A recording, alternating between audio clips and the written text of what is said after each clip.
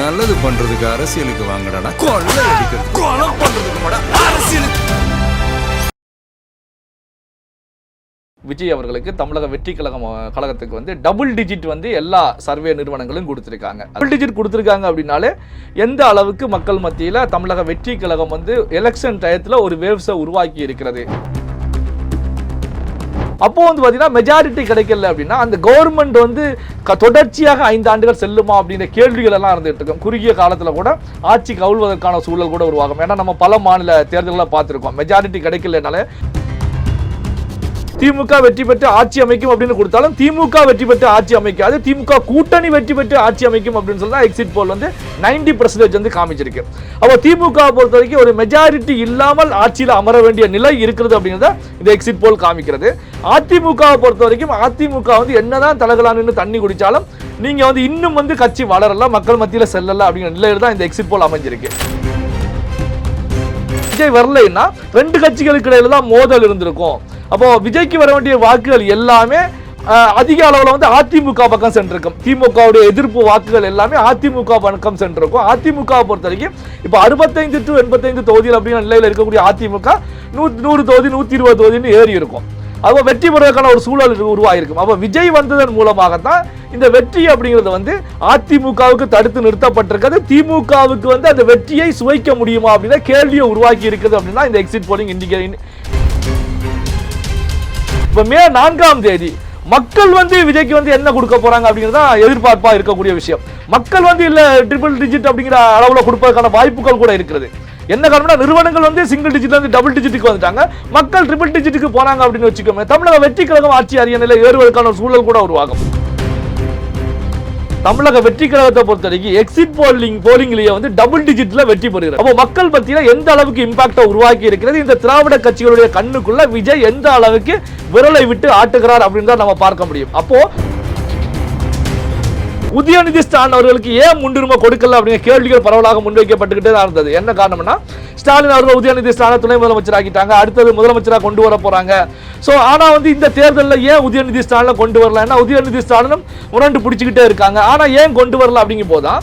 ஆனால் களத்தை பொறுத்த வரைக்கும் உதயநிதி ஸ்டாலின் ஆக்டர் விஜய் அப்படிங்கிற நிலையில களத்தில் ஒரு ஸ்ட்ராட்டஜி ஒரு நரேட்டிவ் செட் பண்ணி களம் கண்டால் விஜய் வந்து வெற்றி பெற்று விடுவார்.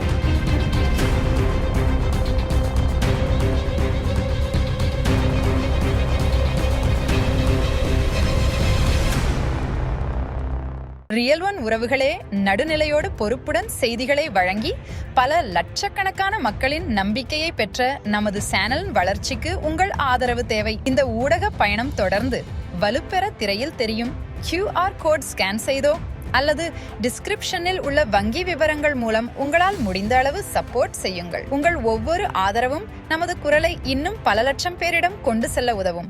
ரியல் ஒன் நேயர்களுக்கு வணக்கம். இன்று நம்மளுடைய நேர்காணலுக்கு பத்திரிகையாளர் திரு நெல்லை சிவா அவர்கள் இணைஞ்சிருக்காங்க. சார் வணக்கம். வணக்கம் தமிழ். எக்ஸிட் போலிங் ஓவராலாக எல்லா நிறுவனமும் தங்களுடைய கிளாரிஃபிகேஷனை வந்து கொடுத்துருக்காங்க.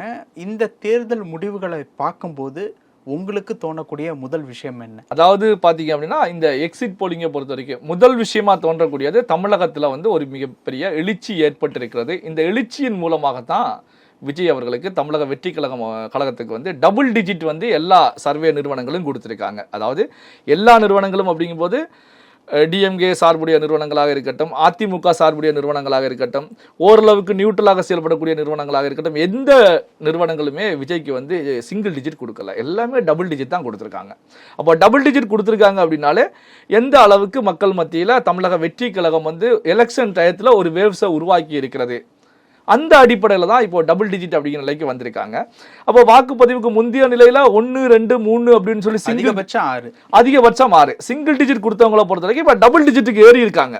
இப்போதான் டபுள் டிஜிட் 10 தாண்டி இருக்காங்க. இன்னும் வந்து பார்த்தீங்கன்னா முடிவுகளுக்கு மே 4ஆம் தேதி இருக்கு.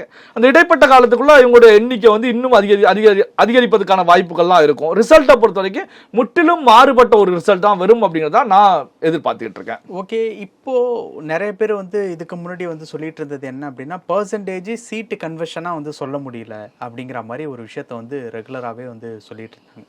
ஆனால் இப்போது இந்த சீட் கன்வர்ஷன் அப்படிங்கிறது டபுள் டிஜிட்டுக்கு வருது அப்படின்னா இப்போ இந்த எக்ஸிட் போலிங் அப்படிங்கிறது எந்த திசையை நோக்கி போகுது முடிவுகள் அப்படிங்கிறத ஓரளவு கணிக்கக்கூடிய ஒரு இடத்துல தான் இந்த எக்ஸிட் போலிங் இருக்குது அப்படின்னா இது எப்படி பார்க்குறது? இந்த கணக்குக்குள்ளுக்குள்ளே அடங்கக்கூடிய ஒரு விஷயமா மே 4ஆம் தேதி முடிவுகள் இருக்குமா, இல்லை இது புதுசாக ஒரு விஷயம் இருக்குது, ஏன்னா ஜென்சி நிறைய பேர் உள்ளே வந்திருக்கிறதுனால இந்த கணக்குகளே மாறக்கூடிய ஒரு விஷயமா இருக்கும் அப்படிங்கிற மாதிரி எடுத்துக்கலாமா, எப்படி சார்? இல்லை, என்னை பொறுத்த வரைக்கும் வந்து பார்த்தீங்கன்னா முற்றிலுமாக கணக்குகள் மாறக்கூடிய வகையில் தான் இருக்கும். அதாவது ரிசல்ட்டை பொறுத்த வரைக்கும் எக்ஸிட் போலிங்கை அப்படியே டோட்டலாக மாற்றி போடக்கூடிய வகையில் தான் இருக்கும்.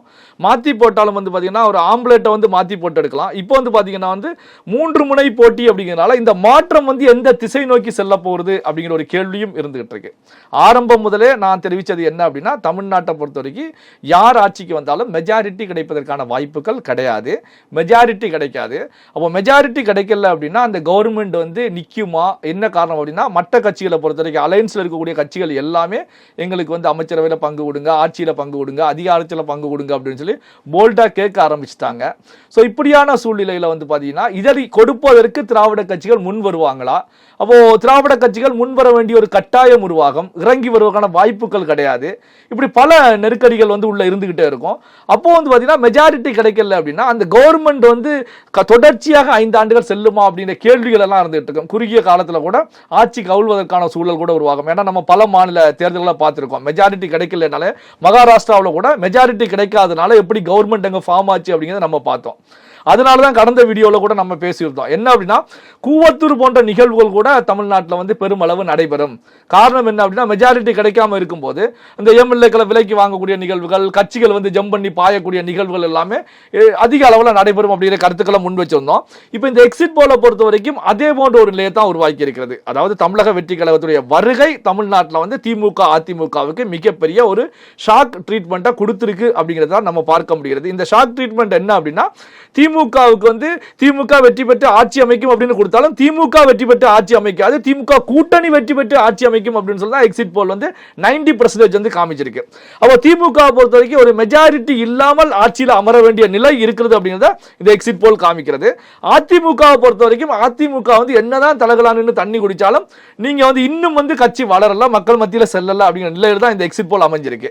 அதே நேரத்தில் வந்து பாத்தீங்கன்னா விஜயுடைய வருகை தான் இதை முற்றிலுமாக மாற்றி இருக்கிறது. விஜய் வரலைன்னா, இப்போ வந்து பாத்தீங்கன்னா விஜய் வரலைன்னா 2 கட்சிகளுக்கு இடையில தான் மோதல் இருந்திருக்கும்.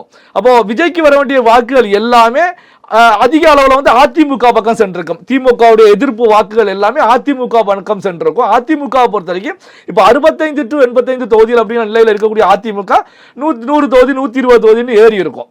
அப்போ வெற்றி பெறுவதற்கான ஒரு சூழல் உருவாயிருக்கும். அப்போ விஜய் வந்ததன் மூலமாகத்தான் இந்த வெற்றி அப்படிங்கிறது வந்து அதிமுகவுக்கு தடுத்து நிறுத்தப்பட்டிருக்கிறது. திமுகவுக்கு வந்து அந்த வெற்றியை சுவைக்க முடியுமா அப்படின்னா கேள்வியை உருவாக்கி இருக்குது அப்படின்னா இந்த எக்ஸிட் போலிங் வந்து இண்டிகேட் பண்ணுது. அதே நேரத்தில் வந்து பார்த்தீங்கன்னா நான் இன்னொரு கோணத்திலையும் இதை பார்க்குறேன். என்ன அப்படின்னா, இப்போ ஏற்கனவே சொன்னது போல தான் வாக்குப்பதிவுக்கு முந்தைய நிலையில் விஜய்க்கு வந்து நம்பர்ஸ் வந்து சிங்கிள் டிஜிட்டில் கொடுத்தாங்க. இப்போ எக்ஸிட் போலிங்கை பொறுத்தவரைக்கும் டபுள் டிஜிட்டில் கொடுத்துருக்காங்க. மறுபடி வந்து எலெக்ஷன் ரிசல்ட்டுகள் வந்து இப்போ வந்து சிங்கிள் டிஜிட்டில் கொடுத்தது யாருன்னா சர்வே நிறுவனங்கள் கொடுத்தாங்க, பத்திரிகைகள் கொடுத்தாங்க, பொலிட்டிக்கல் அனலிஸ்டுகள், ஜேர்னலிஸ்டுகள் கொடுத்தாங்க. அதே மாதிரி எக்ஸிட் போலிங்கை பொறுத்த வரைக்கும் அவங்க தான் இல்லை விஜய் வந்து தமிழக வெற்றி கழகம் வந்து ஓரளவுக்கு ஸ்ட்ராங்காக தான் இருக்கு, ஒரு நல்ல பர்சன்டேஜ் தான் எடுக்க போறாங்க, அதனால வந்து அவங்க வந்து ஒரு 12 தொகுதியிலேருந்து 26 தொகுதி வரைக்கும் வெற்றி பெறுவாங்க அப்படின்னு ஒரு நம்பர்ஸை கொடுத்துருக்காங்க. அப்போ முந்தைய நிலையில் வந்து பார்த்தீங்கன்னா விஜயை வந்து திருச்சி கிழக்குலையும் பெரம்பூர்லையும் தோத்துருவாங்க அப்படின்னு சொன்ன நிறுவனங்கள் எல்லாமே விஜய் மட்டும் கிடையாது, அவருடைய சகாக்களும் ஒரு 10 பேர் சேர்ந்து அங்க பாஸ் ஆக போறாங்க, சட்டமன்றத்துக்கு நுழைய போறாங்க அப்படின்னு சொல்லி தான் இப்போ எக்ஸிட் போல்ல சொல்லியிருக்காங்க. சரி, இந்த நிறுவனங்கள் சொன்ன விஷயத்தை பொறுத்த வரைக்கும் இப்போ மே 4ஆம் தேதி மக்கள் வந்து விஜய்க்கு வந்து என்ன கொடுக்க போறாங்க அப்படிங்கிறத எதிர்பார்ப்பா இருக்கக்கூடிய விஷயம். மக்கள் வந்து இல்ல ட்ரிபிள் டிஜிட் அப்படிங்கிற அளவுல கொடுப்பதற்கான வாய்ப்புகள் கூட இருக்கிறது. என்ன காரணம்னா நிறுவனங்கள் வந்து சிங்கிள் டிஜிட்ல இருந்து டபுள் டிஜிட்டுக்கு வந்துட்டாங்க, மக்கள் ட்ரிபிள் டிஜிட்டுக்கு போறாங்க அப்படின்னு வச்சுக்கோங்க. தமிழக வெற்றி கழகம் ஆட்சி அரியணையில் ஏறுவதற்கான சூழல் கூட உருவாகும். அதே நேரத்தில் வந்து பாத்தீங்கன்னா அப்படி அமையலைன்னாலும் டிசைடிங் ஃபேக்டராக வந்து தமிழக வெற்றி கழகம் தான் இருக்க போகுது. காரணம் என்ன அப்படின்னா, இந்த விஜயை பொறுத்த வரைக்கும் இப்போ வந்து ஒரு 12 இருந்து 26 தொகுதிகள் அப்படிங்கிறது புதிதாக கட்சி கண்டு குறுகிய காலத்துக்குள்ளாரவே ஒரு 15 எம்எல்ஏக்கள் உருவாகிறாங்க அப்படின்னா அந்த கட்சியுடைய வளர்ச்சி என்ன, அந்த கட்சிக்கு கிடைச்சிருக்கக்கூடிய வாக்கு பிரசன்டேஜ் என்ன, இந்த பிரசன்டேஜை வந்து தமிழ்நாட்டில் வாக்கு சதவீதத்தை ப்ரூவ் பண்ணிய கட்சிகள் யார் யார் எத்தனை பிரசன்டேஜை ப்ரூவ் பண்ணியிருக்காங்க. இதில் இன்னொரு முக்கியமான விஷயம் இருக்கு. தமிழ்நாட்டில் வந்து பல கட்சிகள் தனிச்சு போட்டிட்டாங்க. காங்கிரஸ் கட்சி கூட திமுக கூட முரண்பட்டு, திமுக அதிமுக கூட முரண்பட்டு தனிச்சு 234 தொகுதியிலையும் வேட்பாளர்கள் இருக்கிறாங்க. ஆனால் ஒரு தொகுதியில கூட காங்கிரஸ் வெற்றி பெறல. மதிமுக உருவான காலகட்டத்தில் திமுகவுக்கு எதிராக, கலைஞருக்கு எதிராக மதிமுக வைக்க வழியில வந்து பாதி திமுக மாவட்ட செயலாளர்கள் ஒன்று சேர்த்து தமிழகம் முழுவதும் களத்தில் இறங்கிறாங்க. 18 மாவட்ட செயலாளர்கள் ஒரு தொகுதியில கூட வெற்றி பெற முடியல. பாமக மாற்றம் முன்னேற்றம் அன்புமணி அப்படின்னு சொல்லி ஸ்லோகனை கையில வச்சுக்கிட்டு தமிழகம் முழுவதும் வேட்பாளர் இறக்கிறாங்க. 2016 சட்டமன்ற தேர்தலில் ஒரு தொகுதியில வெற்றி பெறல. இதுல வந்து பாத்தீங்கன்னா ஒரு தொகுதியில் வெற்றி பெற்றவர் தேமுதிக தலைவர் கேப்டன் விஜயகாந்த் அவர்கள் களத்தில் இறங்கி ஒரு தொகுதியில வெற்றி பெற்றாங்க. அவர் மட்டும் ஒரு தொகுதியில விருத்தாச்சலத்துல வெற்றி பெற்றாங்க. அந்த ஒரு தொகுதியில விருத்தாச்சலத்துல விஜயகாந்தை வெற்றி பெற விட்ட நிகழ்வு தான், திமுக வந்து வெற்றி பெறுவதற்கான வழிவகையை ஏற்படுத்தி கொடுத்த நிகழ்வு தான் பாத்தீங்கன்னா அடுத்த தேர்தலில் திமுக எதிர்க்கட்சி அந்தஸ்தையும் இழந்தது. எதிர்க்கட்சியாக கேப்டன் விஜயகாந்த் வந்து அமர்ந்தாங்க. ஆனா இப்போ வந்து பாத்தீங்க அப்படின்னா இந்த 2016 விஜயகாந்த் அவர்கள் ஒரு தொகுதியில வெற்றி பெறாங்க.